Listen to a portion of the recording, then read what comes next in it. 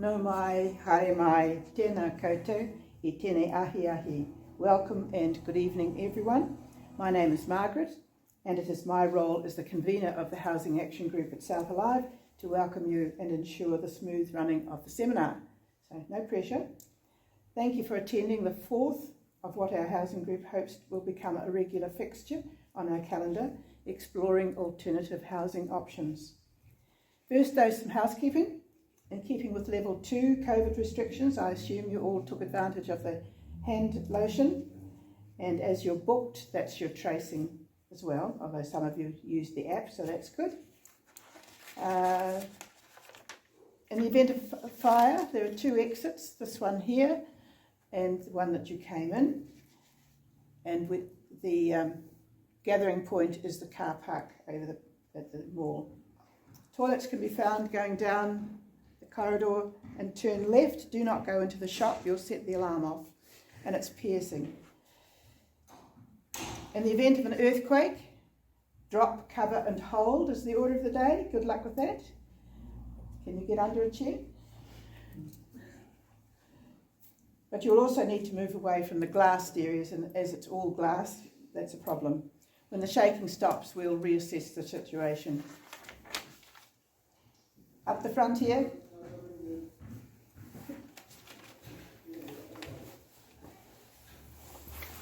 And finally, please raise your hand if this is the first time you have visited this venue.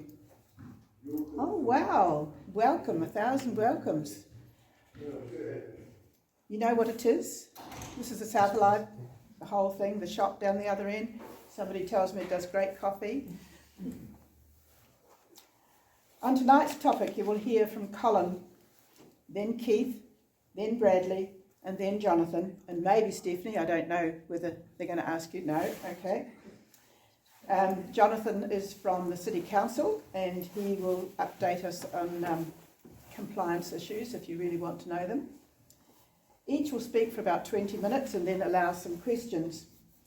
So the format of the evening is that I will introduce each one of them. There will be an opportunity for asking questions at the end of their presentation, which is about 20 minutes long. Last year people were so enthusiastic that they asked questions during the presentation, and that really caused us to run over time. We really would hope that you could hold your questions till after the presentation. We'll wind up with a cuppa, finishing the evening by 9:30. The presentation will be filmed, there's the camera there, and eventually go on our South Live YouTube connection. We will not be filming the audience, so privacy rules are taken care of. There will be a short lull between speakers to get us the technology that's appropriate for each speaker will be set up. Okay, no questions? Without further ado, it's my pleasure to introduce Colin. Colin is a former chair of the South Alive Trust. Now he does retirement really well. He leaves the country when he can, leaves Invercargill often, but we enjoy it when he comes. So Colin lives in a home that was transported onto his property. He's also relocated a number of other buildings which he will tell us about. So thank you, Colin. Well, thank you, Margaret, and thank you all for coming out tonight. The presentation that I'm doing is perhaps a wee bit of a blast from the past because it's a wee while since we shifted the house. But I'd like to think that when you're considering relocatable homes, that you think outside the square a bit. There's lots of different alternatives and lots of ways of shifting a building or shifting a house onto a property and modifying it to suit your needs. So I think it's really important to keep an open mind on what is possible.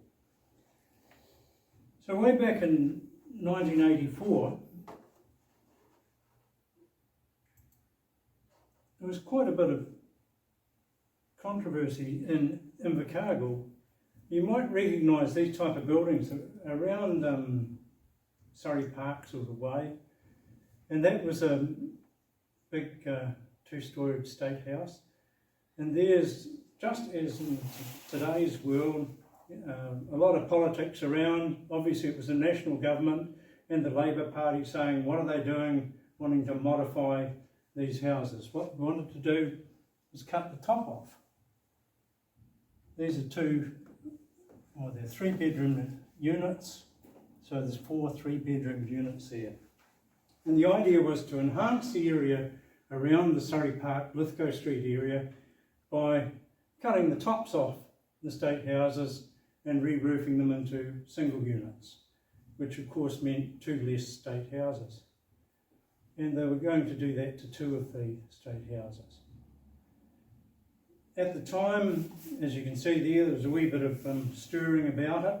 But one of the things that was interesting from my point of view was Dougal Soper, who said these places were built to last, nothing was spared. They were built to be as maintenance free as possible and to last for as long as you could remember. Good political speak.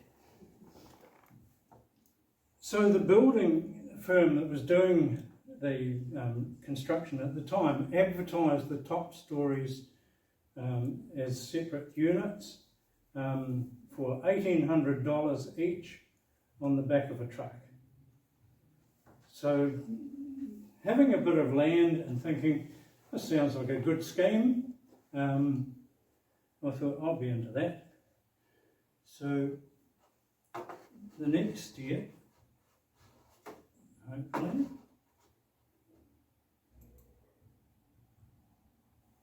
was getting permission from the council to do that sort of thing. So I applied to the council to see if I could shift them onto our property down in Chesney Street.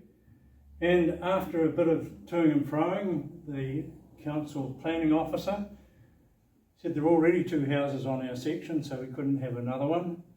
And a developer, I changed my title, I was now a developer. And Councillor Blakey said it would be a disgrace to the city if such a development occurred. And then this name cropped up, Councillor Boniface. I'd forgotten about that. And they said, no, we couldn't do it. So, don't take no for an answer. So I met with the council, and then eventually we got permission to re-site the buildings.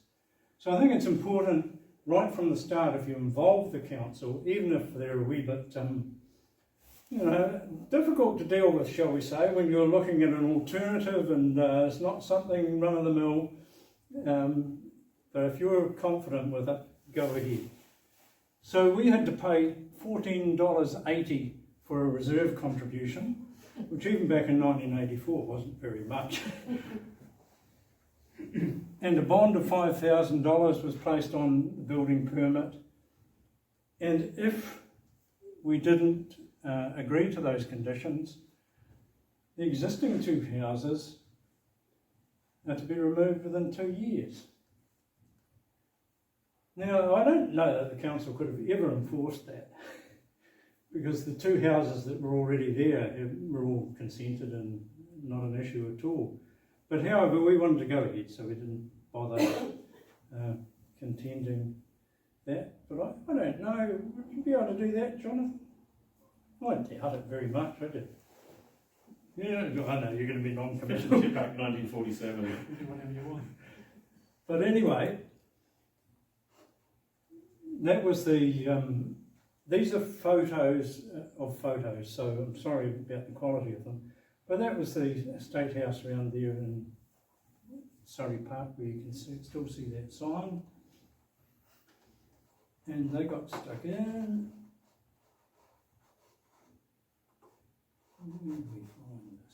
Let's do it there. And it's interesting to note, from a health and safety point of view, the fluoro vests, the edge scaffolding.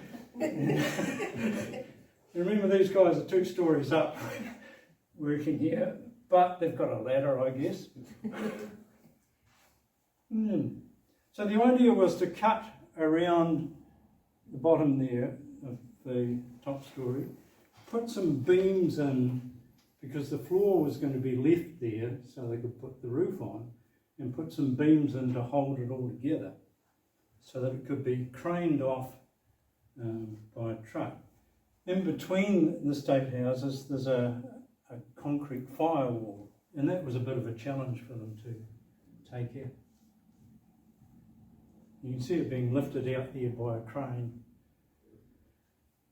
So once that was done, they had this yellow crane lifting all the things out. And one of the things we found out later on, that a nail actually holds a huge amount of pressure. And even a few nails still holding made the crane struggle a bit.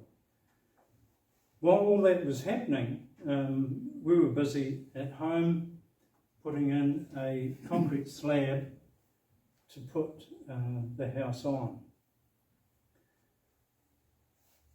I had help with an engineer and a builder, so we made sure everything was right. The council came and inspected all the reinforcing and so forth.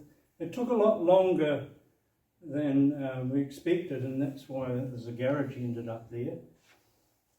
That's one of the other houses that's on the property that the council said it would have to be removed if we didn't do things promptly.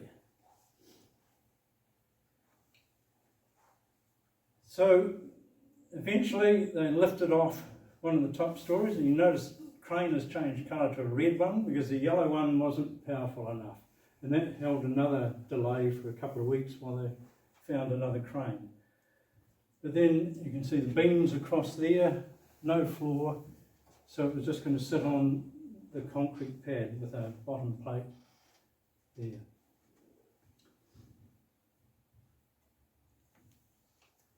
There it is, sitting one half sitting on the foundations at home. Relatively, once it was all lifted onto the truck, it was a relatively easy exercise for the truck to back across the concrete pad. In those days, the guys stood around it with hand-operated jacks and jacked up the house and then slowly let it down. I'm sure that didn't happen with your house. All hydraulics now. And then the second half was lifted off, and you can see by the time they'd lifted the second half off, they're already beginning to re-roof the existing homes.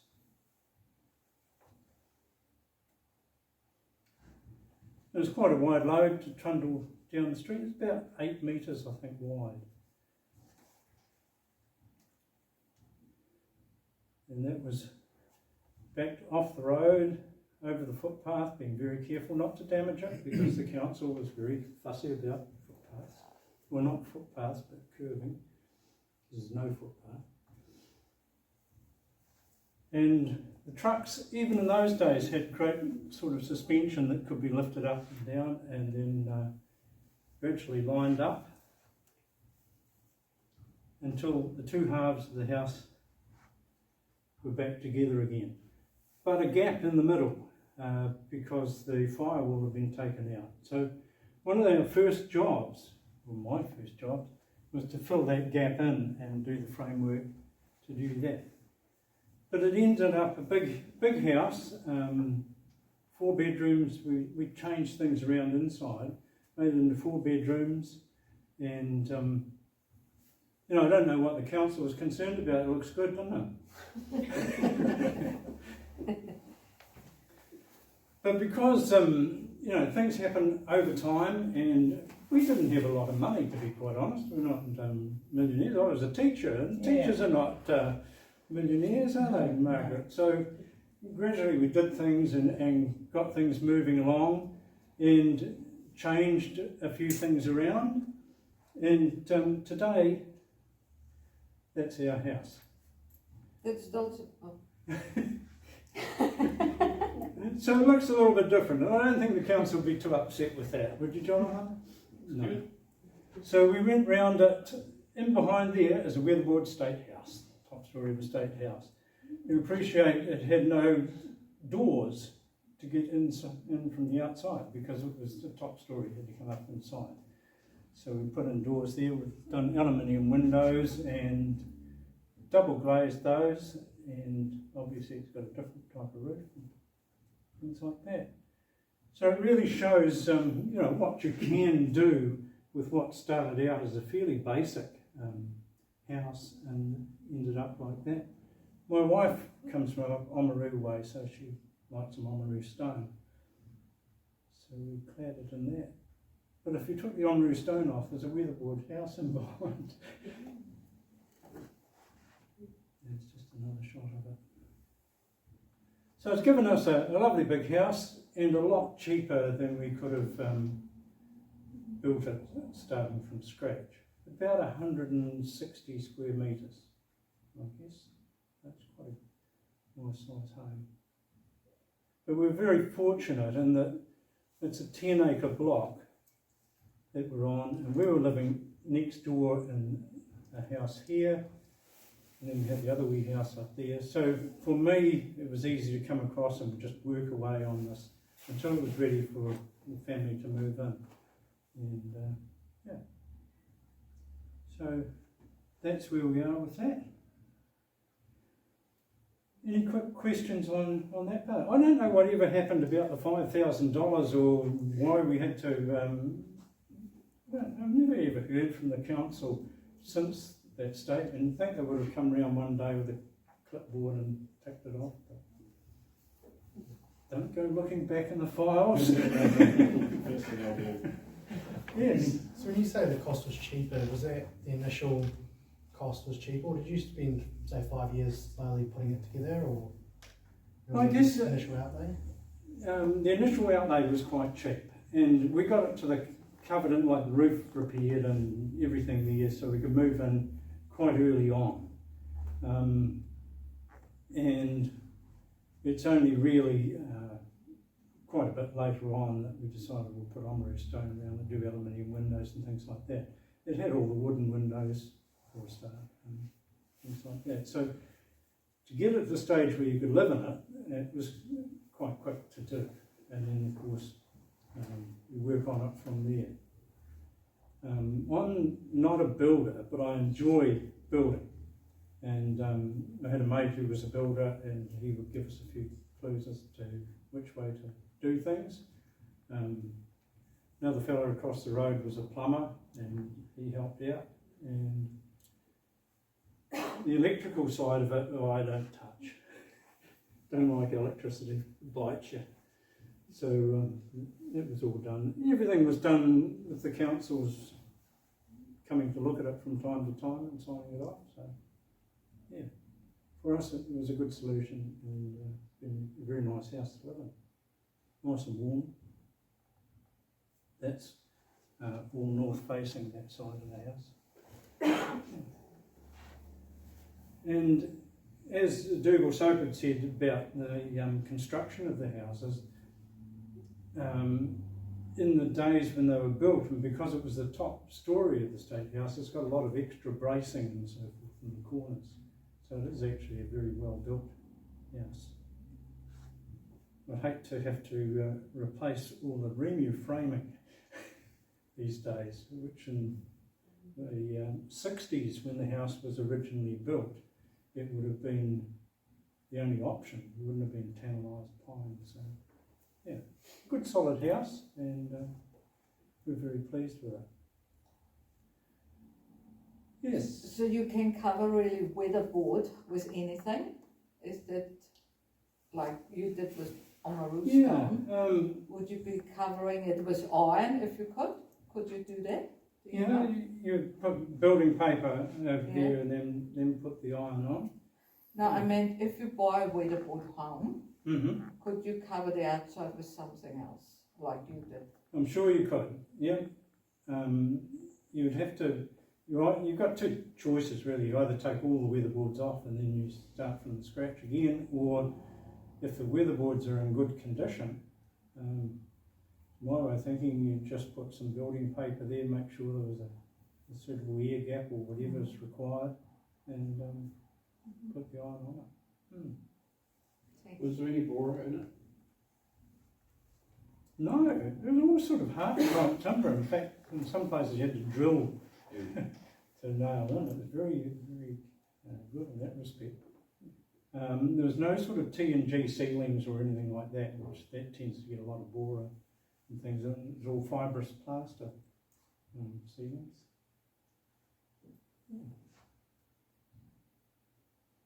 Okay, onwards. Now, we did ask another couple of people to present here tonight. One was King's Removals, King's House Removals, and the other was Exceed Homes. They're both very keen, but they're flat out at the moment, or they're shy, or one or the other. And however, for King's, they said we could use anything off their website. So I've put a few things together here, and I make no apologies that we've borrowed them from King's website. It's not a promo for King's House Removals, it's just some useful information.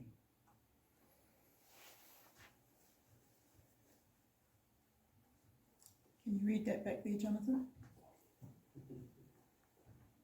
So relocating a home can save you thousands. Some say you can relocate a house onto a site for about half the cost of building new. Keith, you might know roughly the square metre price now you quote for a house? Oh, somewhere between 2.5 and 2.7 square metre. Yeah. A new house. I just think back to your project at the start. Yes, you get started very quickly with something quite big for $3,500. But over time, I'm sure you put quite a bit of money into it. If you reorganise the inside, put aluminium windows in, reclad it, put a new roof on, in the end you probably took a timber frame and recycled it. Yes. And so some of the argument may be that you should either take the timber and build the shape you wanted anyway, without that hassle. But if you want to get started as you did, with some shelter, Yes, by all yeah, means, and spread the project out. And probably too, instead of having to come up with a lot of money at the start, you can do it gradually. Yes. Yeah, no. Because if you appreciate around the 1980s, what were interest rates like? 20%. Yeah, huge amount. So to have actually built a house and got a mortgage to do that would have been, for us, out of the question. So There was a client I had at Riverton at one point, and he had a really old house that he was hell-bent on doing up. But in all honesty, the timber work in the house was best used for bookcases, and to preserve the memory of it, and that's about it. Some people do get very attached to some old pieces of timber. yeah. So this is just from King's website.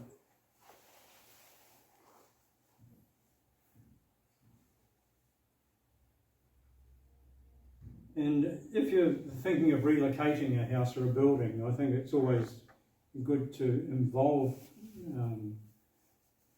both the council and whoever might be moving it in the conversation right from the start. And again, I take what you say, Keith, that it may actually be cheaper to build new. It may actually be cheaper to relocate a new house onto your site. I think King's had a stockpile of Christchurch houses, and they would probably be bargains. There still are. They've still got quite a heap up there. To bring them down here doesn't make them quite the bargain. And I know in our advertising we showed that massive helicopter that could lift houses. And I was talking to the guy at Exceed Homes, he said, I want one of those.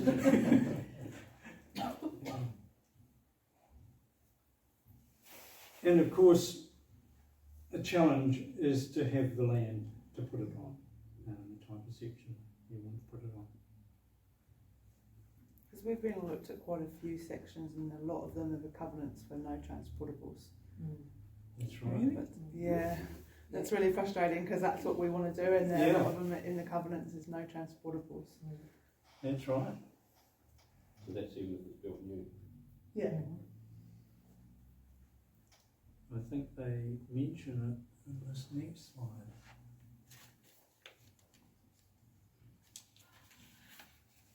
But there are places that do have a covenant on it. But this is an interesting idea too, is where houses, larger houses get cut into two, and they don't need to be placed quite together. You can build in between, do an internal garage, those sort of things. Again, if you think a little bit outside the square of what is possible, even lifting them up, putting a basement underneath, things like that. Do you have experience if you buy a spec section and you put or try to put a house on it, can they lift it into a spec section? Or do they need a certain area? Because at the moment, if you look around, there are lots of big sections available, but I talked to Exceed Homes, and they say they can't put anything on a big section. So do they lift it in by crane, or how can you go about that? Really, again, I mean, anything can be lifted by crane. It's a case of the expense of it all. There's a couple of big cranes up in the middle of town at the moment, but lifting, if you had to lift them up and over another house or something like that, that would be, I think, cost prohibitive. It's possible, but to a certain cost. That would be my way of thinking. The insurance would be high. The other thing too, and the council has been very good about this, a lot of the old houses in North Invercargill, the sections are very valuable, and people would like to build a new house where there's an old house. And the council has been very careful to ensure that the old houses that are shifted from there and usually brought down to South Invercargill, they're given a time frame to bring them right up to scratch and have them right. But I think we'll hear a wee bit more about that later. But they certainly don't want South Invercargill to be used as a dumping ground for houses that aren't wanted in North Invercargill. Just like in Queenstown, a lot of houses there were picked up and brought down to Kingston. And I can think of at least 8 houses in Kingston that people virtually got for nothing because they've been moved out of Queenstown and they've brought them down to Kingston, put one section there.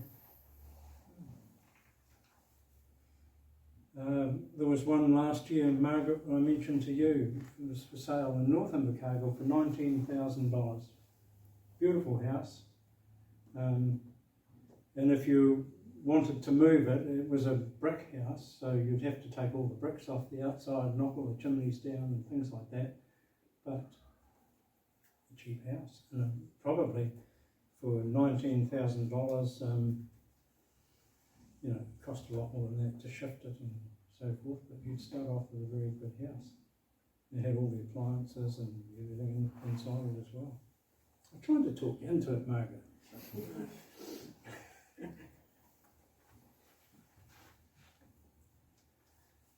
So obviously you need a building consent and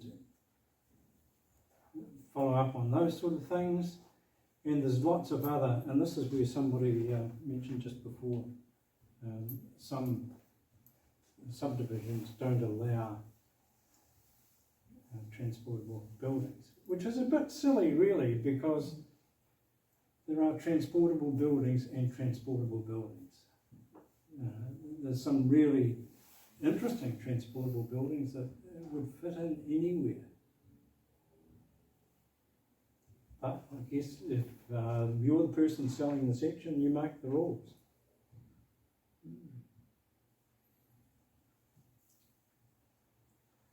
I think it's worth, not trying to take any shortcuts, but getting some sound advice if you're going to shift a building. A new building obviously will come with all the consent process having been done.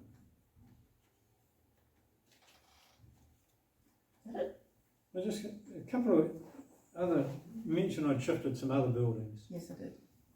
Surprisingly, you can shift a Skyline garage. That was a 6x9 Skyline garage, and that came from Edendale out to our place. They couldn't fit it onto the concrete slab, so they dropped it there, and a couple of rollers and a winch and pulled it into place. And that was a garage. That was an office block down in Port Craig, what was Port Craig Timbers Yard, and that was for sale relatively cheaply. It had been built initially in 3 different pieces, so to make sure it could be transported safely, we wrapped number 8 wire around the top there and joined a couple of bits together. Again, this was done with council approval, and this was actually Archie McDonald, bless his cotton socks, came down and checked it all out and said, yes, you can move it onto your property, but not as a dwelling. You can move it on as a storage building. In a storage building, you're able to connect to the water and electricity and the sewerage, and then convert it to a dwelling after that, which we did. So there are ways around these things. So that was just put onto concrete piles. Looks like it's got a wee bit of bend in it there, it might have done too. And that was this was before the other house that we started with, and they're using just the mechanical jacks to glue it down into place. And that's a fuzzy picture. It was only taken of the sheep with the lamb on its back, really. But, so that's a little 2-bedroom house now. It's undergone, it's been reclad and got some aluminium joinery and things like that too. Okay, but that's me. And I've just remembered we've actually got a building on our section that was transported from one of the city council places, and it's a back shed. Mm-hmm. I've forgotten about that. It would have been craned in. Right, thank you, Colin.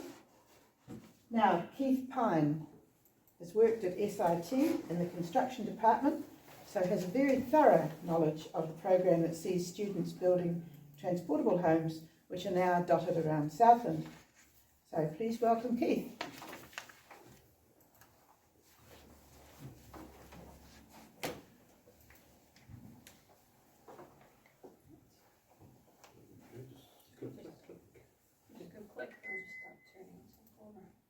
Oh, yeah, okay. Yeah, so relocatable housing is not new. A lot of the old cottages in Arrowtown came from Macetown by horse and logs and rollers and sweat. And in fact, I think the, can we stop this? Yeah, click on something. Yeah, okay. Roman's Cottage, I think, is where the latest development at the end of first block, provisions, cafes in there. And that's actually 2 houses joined together when the family became too big. They rolled another cottage from one side of the road and joined it on to the back. So it's not new. These are. Our job at SIT is actually to teach kids how to build. The solution has been to create transportable houses, which has been quite lucrative for us. We make a little bit of money on that, purely because of the student labour, I suppose. They take a year to build though. By the time we take the kids from school or from nothing, through a bit of theory, building a saw stall, sweeping the floor, all the things an apprentice would do. So after 6 weeks we put them on site and start from the floor up. As far as design goes, these are architect designed. We've designed them to within the limits of transporting, 7.6 wide, 18.5 metres long. They're 132 square metres with 3 bedrooms, as you can see, 1, 2, 3. Ensuite on the main bedroom and walk-in wardrobe. And a combined...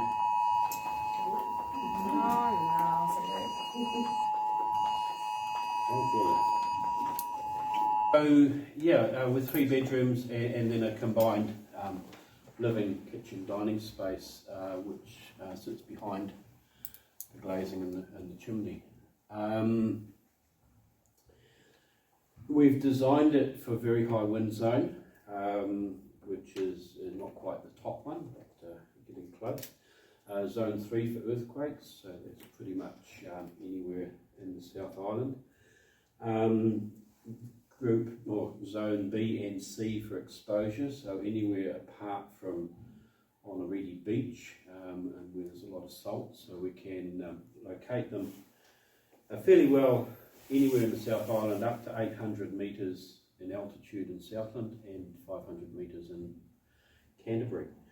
The only upgrade needed is in the colour steel and in the aluminium coating if you want to put it right on the coast, and I believe one's going behind the sandhills very shortly. So he didn't get in time before we put the roof on, so he'll have a new roof within 5 years, but he knows that. But he's got his aluminium upgraded a little bit anyway. Some of the tricks that we've done with this is push the 2 bedrooms out under the eave, and let's go back one, and that shows there, and that gives those rooms an extra feel inside of space without compromising the outside shape or making things extra complicated. The interior of the lounge area, we'll come to that in a minute, is a sloping ceiling, and the comment we get from that is when the clients are walking in is how big the room is. It's not big, it feels big, it's a big volume because of the sloping ceiling.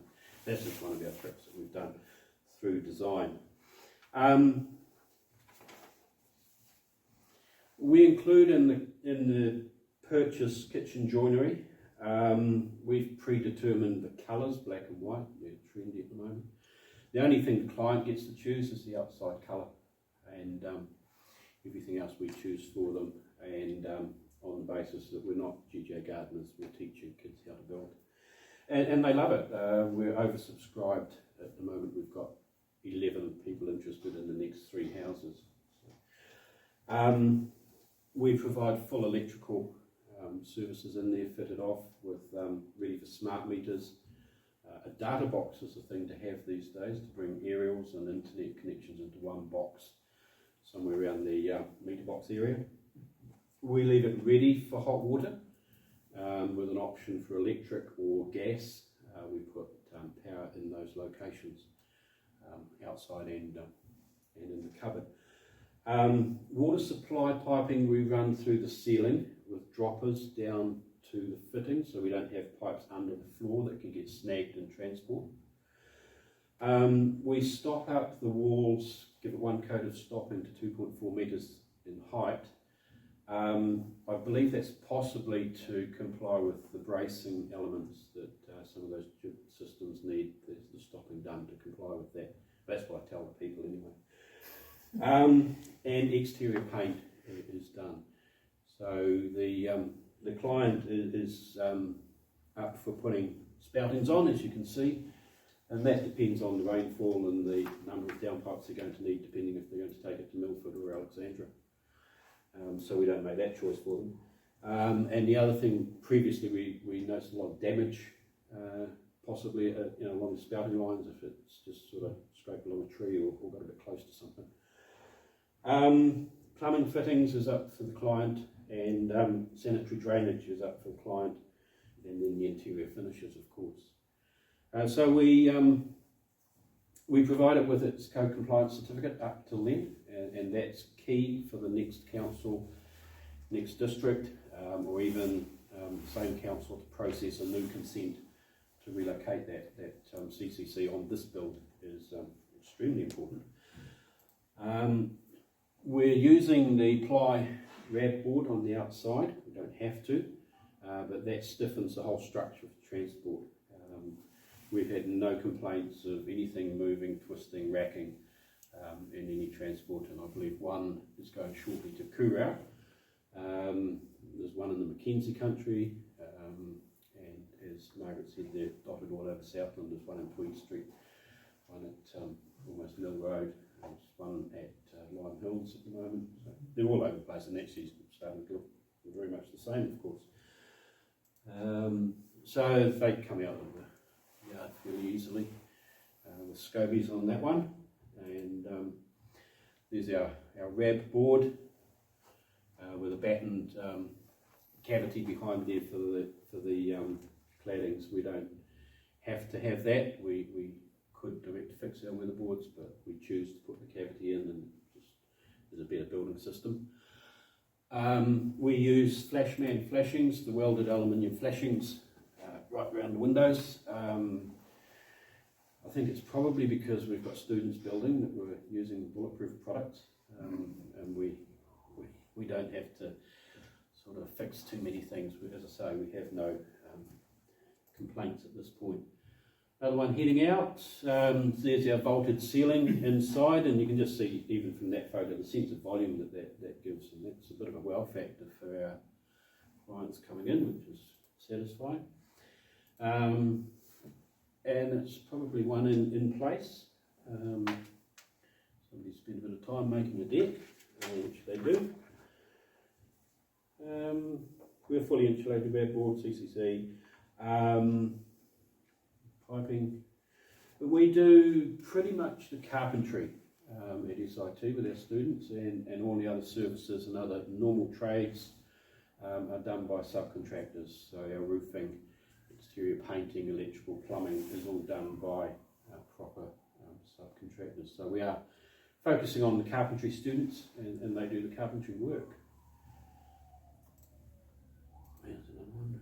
Oh, that's there's one of our students. And back in the day, they were sort of gaining, I'm not sure how many years ago this was, gaining publicity for our houses and selling one for charity, etc. I think Southern Real Estate were involved at that point, and I think that really is a kicker. We don't have to advertise them anymore, and that was several years ago now. So we gained a lot from that, and as I say, this year we're going to build 3, and we've got 11 clients that are probably going to go into a ballot, see who's going to be lucky or not. I think there was a video here somewhere, wasn't there?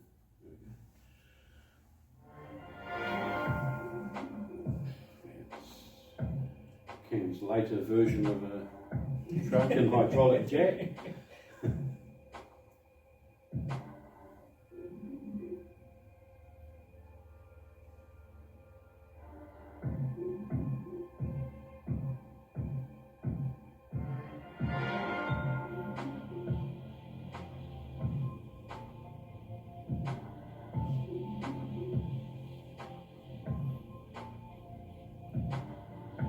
That's a fantastic trailer if you ever see it working. It's their own design, built in Hamilton, I believe. Is that the one that lifts the house Yeah. up on bridges? Oh yeah, it'll go over fences, and you can see how high it is off the ground there. Almost go sideways. Yeah. Each of those back axles is individually steered. There we go.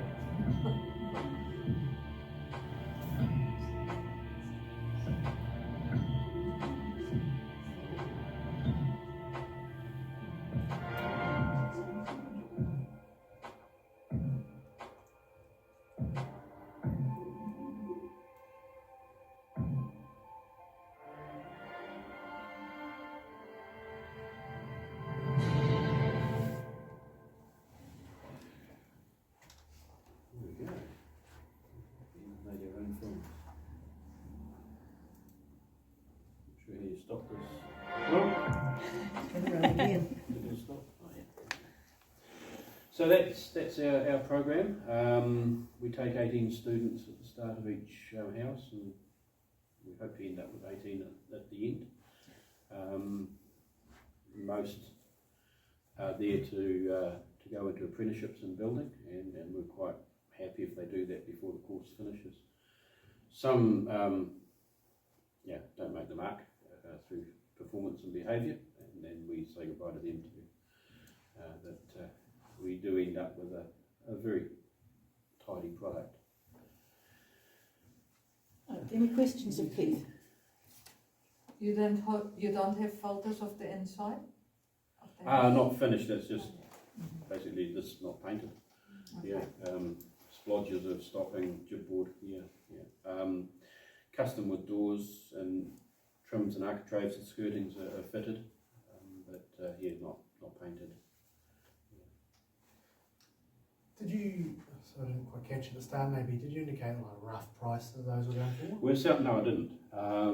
It's not a sales pitch, but Yeah. we're selling them for 165,000 including GST. Yes, we are making a bid on that. Is that delivery as well? I suppose No. delivery varies, doesn't it? No.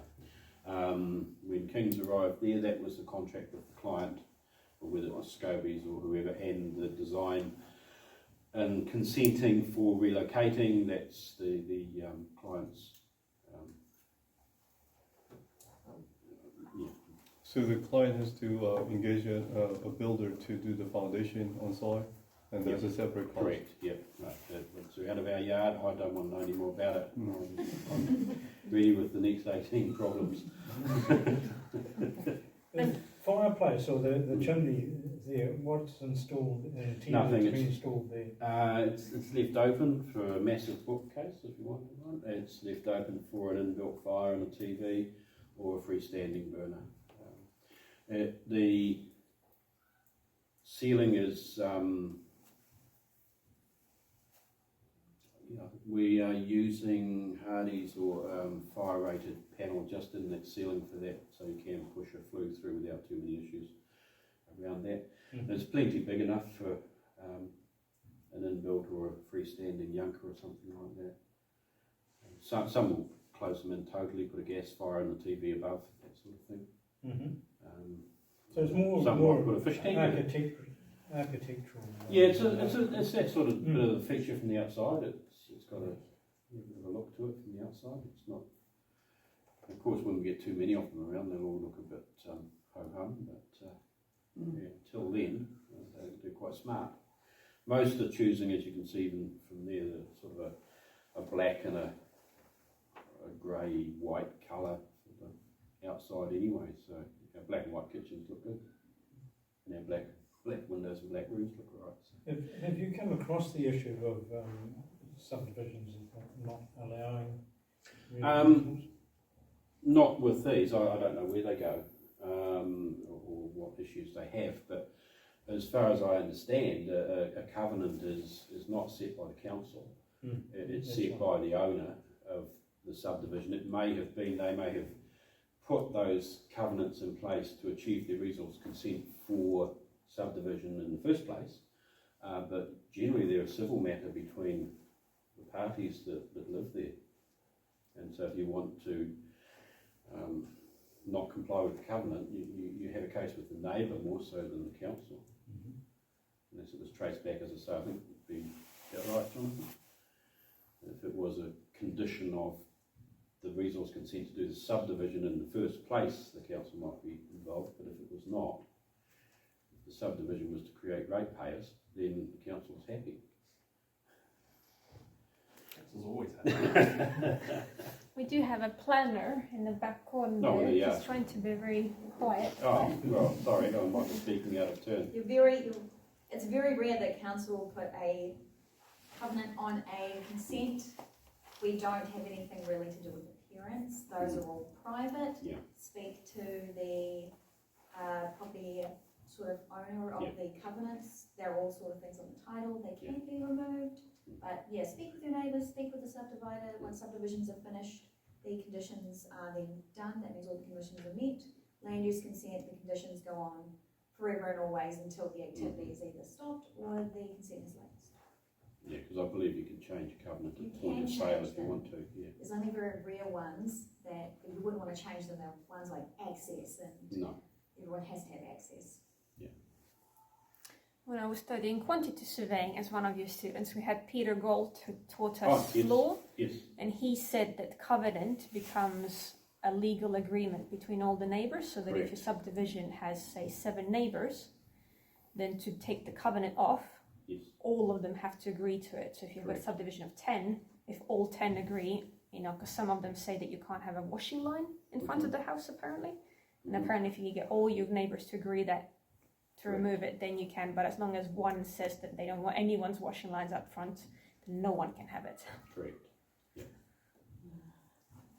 We had a subdivision on site in Queenstown, and the sites were quite big, half an acre or a bit more, and that they couldn't be subdivided any further, and that the covenant shall last in perpetuity.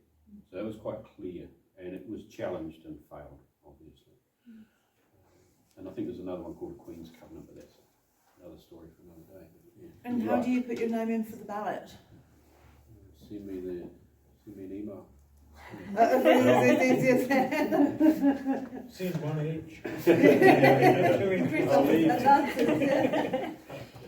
Just grab one of those on the way around, which gives you all of the, not the do's and don'ts, but the what you get and what you don't get, Yeah. and contact details. But yeah, by all means, if you do want to put your name in, what I am doing at the moment is compiling the list for the next bills, which at the moment equals 11, and probably about April, May, we'll be in touch to see whether you're still interested or found other options and not worried. Those that are still interested, and if I get more than 3 that are interested, I'll have to put them into a ballot. And then I know what happens next year. So you sell them directly now rather than through Yeah. the real estate? Yeah, so the deal is with our lawyer, Hewitt Gold. That's what I say, we've got huge mileage out of his effort. And so we just have a contract, sale and purchase agreement in place with our lawyer and your lawyer, for argument's sake. We're asking for deposit once you are successful in the ballot. Never done it before, but just because there's so many around, we just want some sort of serious commitment. It hasn't failed yet, but this doesn't mean it won't. And we need to have them out of the way because we're starting building the next one. I'm old enough to remember when this project first started, and it was in Tay Street, Yes. before the new build. And I was looking at that because I was part of Habitat for Humanity, and we were looking to see whether that would suit us. And I remember smiling to myself, looking along the wall, the outside wall. And there's a pencil circle with some initials on it. Would that be the student that did that, and they have to come back and fix it? Quite likely. That's why it's painted now. We have built a range of sizes as well, 2-bedroom, 1-bedroom and 3-bedroom, but for simplicity's sake, we've got 3 tutors building the same house. There's no need to build a range of houses just because somebody wants a 2-bedroom one. Again, we're not GJ Gardens. Okay, thank you very much. Now Bradley has taken a slightly different route with his home to gain his forever home. So welcome Bradley, and tell us about your exercise. Yeah, we might need Maria here too.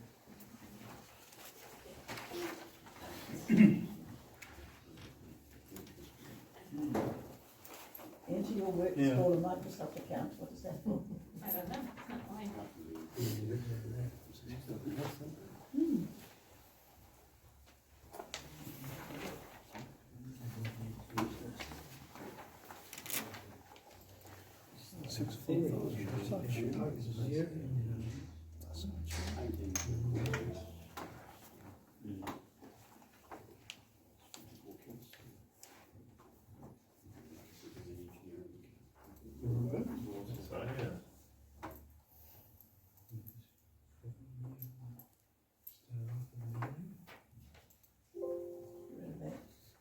Security. Okay. Can we choose cancel? Yeah, but it doesn't come up on the screen. See, have a look up there, Bradley. Alright. Let's see if we can click on that. There we go. Alrighty, so I will just tell a wee story about how we moved our home. So we had this house in Burke Street in Windsor, 2009, 2012 actually. Moved back from the UK and bought this house, and the people we bought it off had the idea that they might move it at some stage. That was their plan when they bought it, so they sort of planted the seed with us. Tossed up the idea of renovating, making it bigger or changing things, and then eventually kind of followed a process that King's website described actually, in doing our due diligence and talking to council and the Transit Homes is the company that we used, another version of King's or Scobie's and the like. Got to the point where we talked to enough people and figured out enough that we figured, okay, the numbers kind of stack up, we might be able to make this work. So we went ahead and moved this house. So we weren't sure if we could find a section. We looked for ages, couldn't find one. To get one that's just the right size with the right aspects so you could have the north sun on the right part of the house was quite a challenge. We're almost at the point of just giving up, still doing it, but probably just trying to sell a house, and it might have gone to a Chesney Street or a farm somewhere or wherever it may have gone. So we were lucky to find that bit of land. So quickly about the process. So yes, got council involved early doors, and they did an appraisal to just check that they thought it would be fine to move the house. We then needed resource consent to move it, and then a building consent at the new site to make sure it was going to work there. So I've got some cost figures at the end to let you know what the numbers look like on doing it all. So there was probably more involved. This pictures here is showing it was maybe more involved than what you might think when you're dealing with some old homes. All of the old concrete fireplaces or brickwork and that was on the floor, and the ceilings had to come down. Our old fire was old, so it was going to be non-compliant about then or soon, so we just got rid of it altogether and just went for heat pumps. But yeah, there was a lot of prep work, jackhammering away the floor so that it could be freed from the foundation so that it wouldn't move easily. This is it on the truck getting pulled out of the section. So we were just 2 houses in from Queen's Drive, so plenty of trees around that we initially thought we might have had to chop off the weed porch area, and I think part of that the bedroom, which probably would have been an extension at some point in time. The original home was 1920s built, so nearly 100 years old when we made the move, but it had work done over the years and that, so it was reasonably well looked after and structurally quite sound. We had about 1 millimetre on each side of the house to get it out, so this was looking sort of back down Burke Street and Queen's Drive, just behind it there. So yeah, each side it was millimetre perfect, and there were guys with chainsaws at the ready to lop a branch off or something if they had to, just to squeeze things out. So we were very lucky on the width of the house. Just another shot of showing how tight it was. So we had the whole street out for the day while watching what was going on. Just showing how close it was on each side. It was virtually touching. We were out onto Queen's Drive and off, so we just zigzagged our way all the way down to Mavora Court, which is just off John Street, probably 2 k's exactly east from here, where there's quite a few wee transportable homes that have been plonked down there over the years. It's just in behind the Bennett Homes little show home and subdivision that's been going on there recently, if you've had a look at that. Yeah, so they do really crank it up quite high to get past. If there's a car in the way or something, they just lift it up and over it goes. They zigzag their way all the way down south.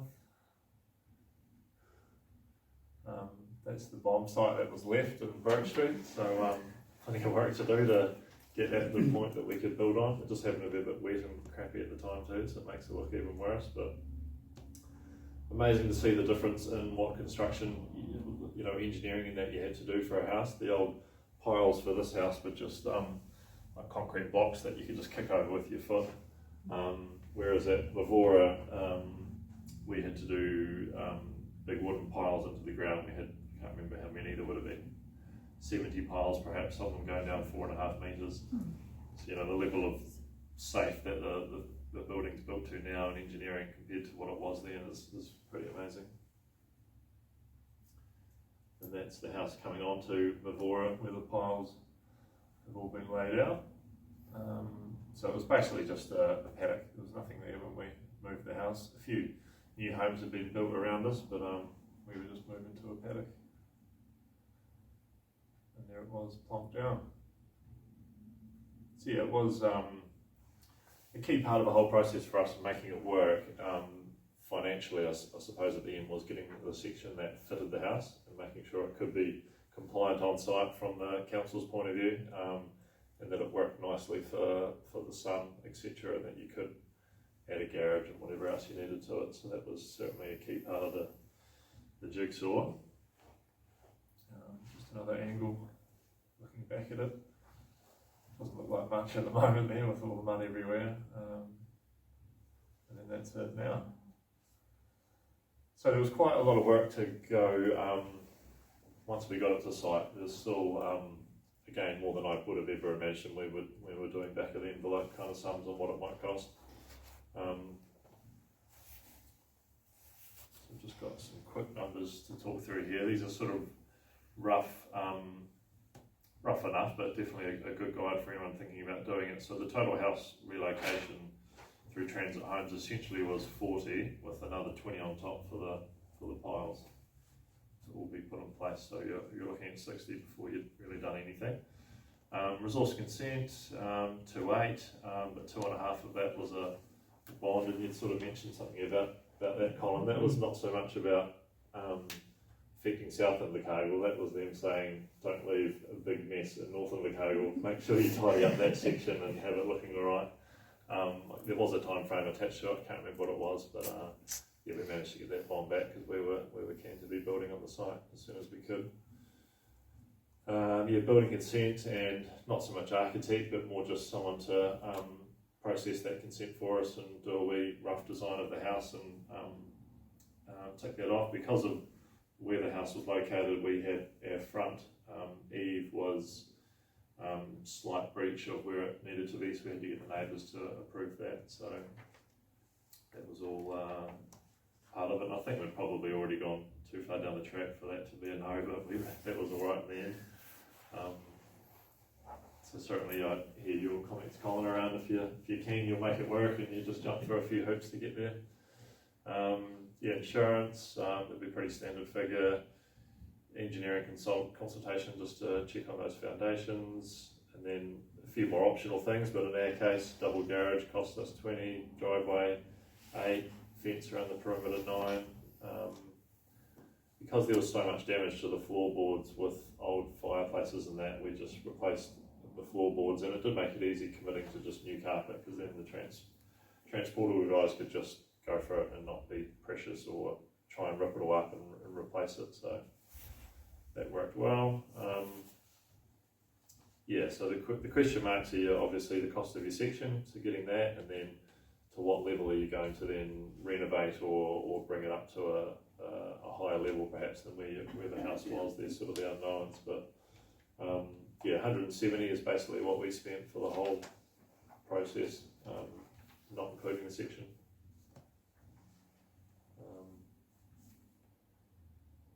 Yeah, and in terms of what got damaged in the move, so to be conscious or aware of, it was really only superficial paintwork or wallpaper that saw a bit of damage. So we'd recently re-jibbed, stopped a bedroom and bathroom and painted that, and there was a couple of cracks where just that movement on the truck, it just creates enough sway that it just sort of cracks some of that superficial stuff, and same with the wallpaper work, some of it just cracked in the seam maybe where the corner of the room was. There just was enough movement for it to crack that, so you'd probably be factoring the potential for redecorating the whole house at worst case, all your bedrooms, bathrooms, living, for wallpaper or gypsum and paint.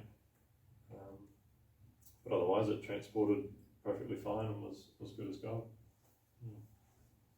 And you lived in it? Yep, we lived in it. So we lived in it for about a year as we kind of ticked off the lawns and gardens and a bit of a paint job and just sort of a few things that we did ourselves. And we've just sold it as of last week. So yeah, exercise all went. You didn't stay in England? No, we needed the money, so yeah, on the market it went. So yeah, it was. We moved into the house in October 2019. And it probably took most of that year to get that whole process figured out, started, actioned on, and moved. And then probably once it got to the site, it might have been 3 months for the builders to get everything ready for us to move it again. Would you do it again? I think I would do it again, yeah. I mean, the incentive for us, or the main motivation, was the piece of land we had in Windsor and wanting to be there close to Queen's Park, all that sort of stuff. So, and we felt that it was big enough. It's not a huge section, but it was big enough to build the type of home we wanted for 3 kids and future-proofing type thing. So, a couple of things that went our way. We got a section at a good price, which was great. We got one in the right shape and size. And the property market's obviously done well in the last couple of years since we started the process. So that's made things work, and certainly financially it worked well for us, so we would do it again. And the home was in pretty good nick, really. There was nothing too much wrong with it. A few weatherboards that are a bit rotten here and there, but it's an old enough home to always have something wrong with it. But yeah, all sort of superficial things that you can fix pretty quickly. So you built a new house in Burke Yes, Street? we're building in Burke Street, yeah. We've moved into that one about a month ago, yeah. How long before the move did you have to move out of the house? Like, what was the time that it was we probably unlivable? had 3 months living somewhere else, which was probably more. That was probably the top end of what you would need to. It seemed to be a few hold-ups that were just out of the blue kind of things in terms of transit doing their prep/demo, getting it ready for the move, and then once it was there, kind of a bit of the flooring and things. So you probably 2 to 4 months would be the rough time frame. You need to find somewhere else to live there. Any other questions? So I noticed, I'm familiar with where you put the house. Yep. So did you have to get the, what you call the paddock, the sections, did you have to get their permission to transport the house onto the site? Did the truck drive over the paddocks, or did it stay? It did just go over the neighbour's paddock, but he didn't get back to us. So we tried to write and say, "Are you okay with the truck driving on your bit of grass?" And yeah, they didn't get back to us. But There wasn't any concern with that formed right of way, the weight of the truck, doing any damage to that? no, it didn't do any damage at all. No, it would have just gone straight up that right of way, which has a wee curbing on it, and over that, and yeah, no damage whatsoever. I think they did put, might have even just been carpet or something simple over that, just to help limit any damage. But no, there was no damage whatsoever. We did just liaise with all the neighbours, obviously let them know what was happening, and just kind of say we're hoping not to damage the fence or anything on the way in, but everything went fine, yeah. I used to live in Christchurch after the earthquakes, and my husband is a builder, and I remember that when they were moving houses out, they used to do it at night time, Right. just so that there wouldn't be traffic around. But you guys are all showing these photos where this is moved in the middle of the day, and there's people on the street watching. Do you know why? I just don't think there's enough traffic to really warrant down here, yeah. There's not a lot of entertainment. They're a pretty efficient process, so there's traffic management that all get involved. They have maybe 2 vehicles in front, 2 behind. One's whipping out give way signs and stop signs as they go and sort of clearing the path, and then the trucks behind are popping them all back in. And I'm sure. I'm going to invite Jonathan Shaw, who is from the City Council. He's been sitting quietly at the back there. Always sit quietly. Always sit quietly. So are there any compliance issues that haven't been covered? I don't think there are. Not that I can immediately think of. It's been really interesting seeing 3 different presentations. Yeah. And seeing, I mean, it's innovative, and considering it was done back in 1984 when I think I was 9 or 10, the potential's always been there, and as King's House Renewals say, the potential's only limited by your budget and your imagination. All buildings are relocatable depending on the size of the crane and whether you really want them in one piece at the end of it. It's kind of interesting from my point of view. So I joined in Invercargill about a year ago, I think, exactly, having come from Queenstown, where we've dealt with some of the houses from SIT. Some of the things we were looking at there, modular building in particular, was starting to come online. They've just built a new apartment block, the Toro Apartments, which are modular build. It probably sounds a bit strange, but the days of a man and his apprentice standing frames on a concrete pad, they're coming to an end. We're seeing more and more buildings constructed in factories. A Concision factory up in Christchurch, good example. That was a partnership with Mike Greer.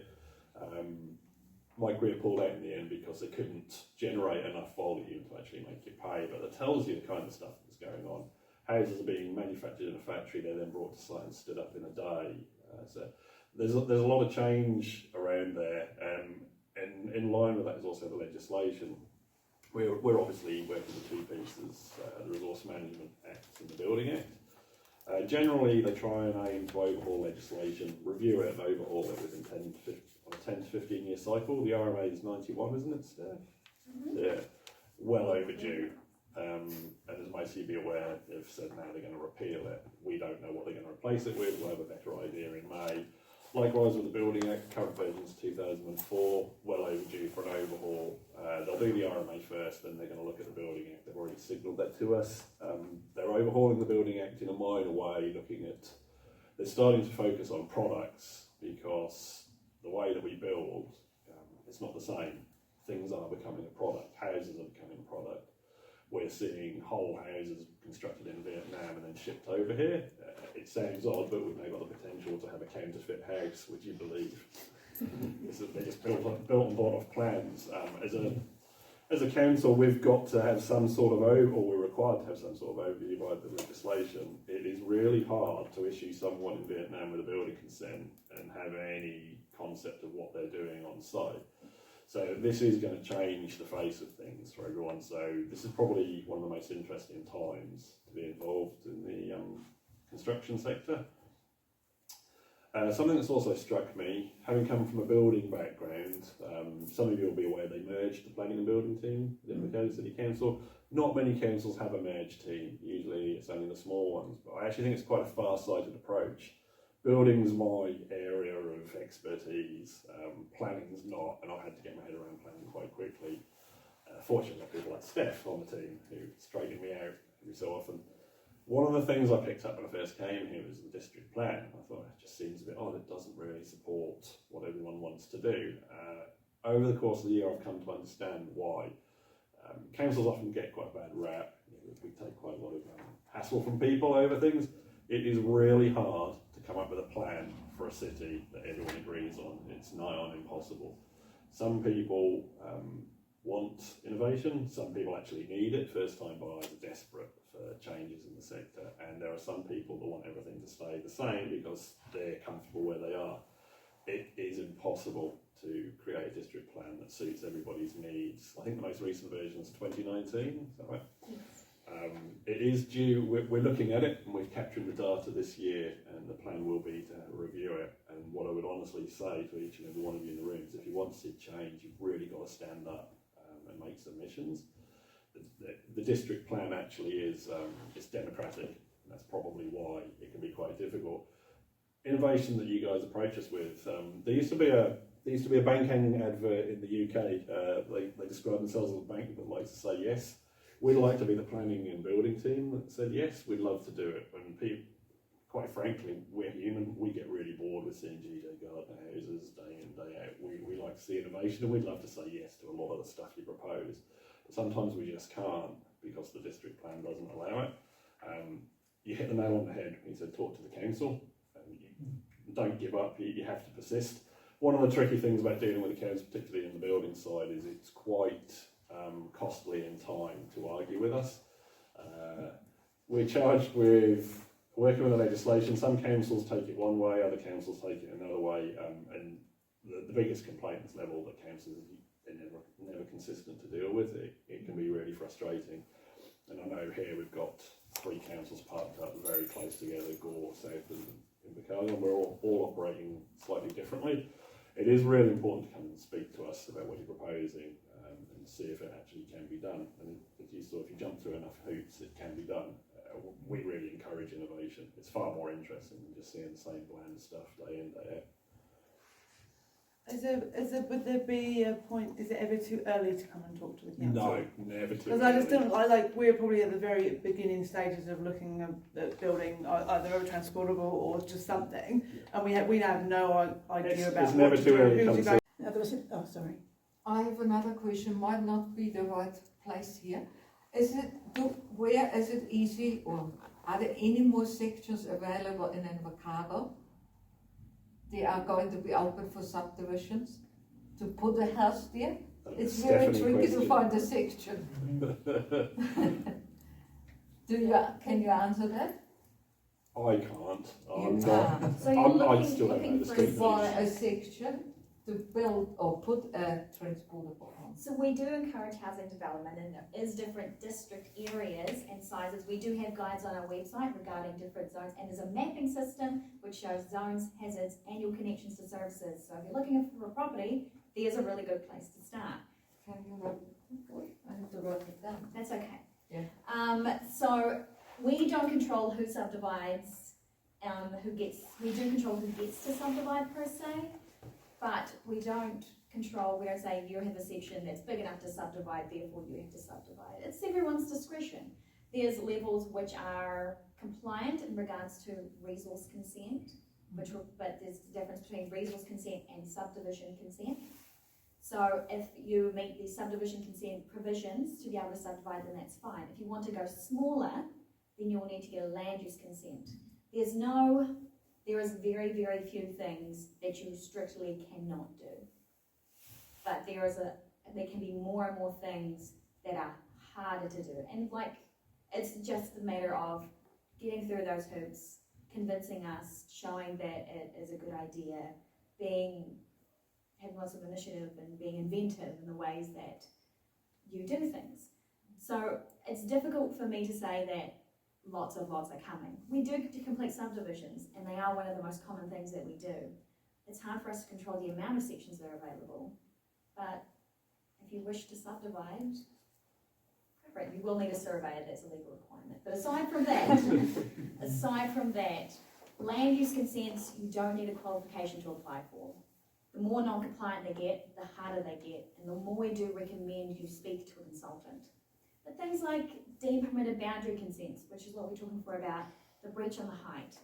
Once you get your neighbours okay, the effects are mitigated. So if the neighbour says, it's lovely, I love your garage, it's a beautiful garage, it covers all of my boundary, and you get them to sign a bit of paper and you get them to sign a plan, then the effects are gone. If they like it, then there's no effect because they said they like it. It's a similar sort of issue with demolition or relocation consents. They are one and the same. They tend to be quite a bit cheaper, and we just want to know what's happening. If you're removing the house, cool, where is it going? How messy are you going to leave the site? Is the crossing going to be okay? And that's where the bond comes in to try and save those, any sort of things that come up. It's more of a safety net for both the person relocating and us as council who own the footpath. Did that answer your question? Sort of. Sorry, it's hard for us to be like, yeah, it's happening, but we can't control what the public do as council. It really comes down to the section you're looking at, what you're proposing to do. But look, I've sat in on meetings with the planning team and developers, where developers have just brought along a list of different addresses they're looking at. And the planning team would go, yes, we can do that here. No, that's not going to work here. Yes, if we change the section size, we can do this. And that's what we're here for. We are here to help. Sometimes it's hard to believe, I know.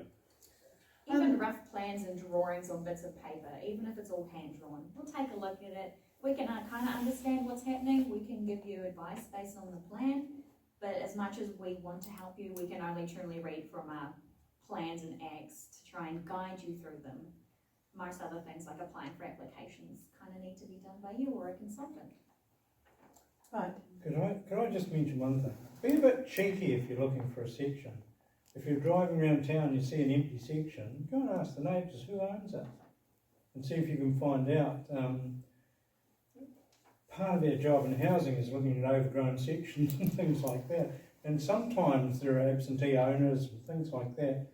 And if you're a bit cheeky, go and have a look at it and see a section and try and find out a wee bit of information. And you never know, that section might So be you for go sale. talk just to the neighbours and find out. The neighbours, or you Yeah. might be able to get some information from council. Because I'm sure the council would much rather have a nice building on a section than have an overgrown section. So It's very hard to find a section because most of them go to the developers. And I don't have the time what they have got, because if you're working, you look at the market, and when you get there, it's gone. Yeah. It is tough. There's a lot of pressure on the market at the moment, and there's also outfits like Angora who are trying to get in to build affordable homes as well. So there's a lot of pressure out there. We're aware of it. And with the, sorry to ask too many questions, but with the likes of your Exceed Home and your SIT homes, as a council looking to get consent, they'd be pretty up there, like everything's legit, and that's like, if we came to you and said, oh, we've got this Exceed Home, and it falls within the boundary, that's a pretty straightforward. It's very straightforward. Like it's. Okay, there was an article in the paper this morning about building a house in 10 weeks. I saw that. Oh, wow. Yeah. That was from the Concision factory. Yeah. Yeah. So my question is, how can you do it in 10 weeks when you need inspections done at various points along the way?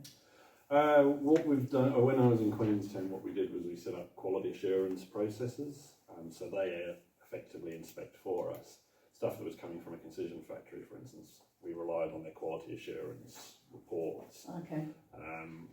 Over here, we've changed things up slightly. A lot of our inspections are now remote, and we do them through video. It saves time. So we've changed things, and we are always... Section 90 of the Building Act allows us to decide what constitutes an inspection. Doesn't necessarily mean we have to send a building inspector out in a vehicle to look at it. We can look at other means, so we encourage people to provide photos and video. We're open to a lot of discussion on it. Wow. Okay. So thank you very much for that. So thank you, Colin and Keith and Bradley and Jonathan and Stephanie.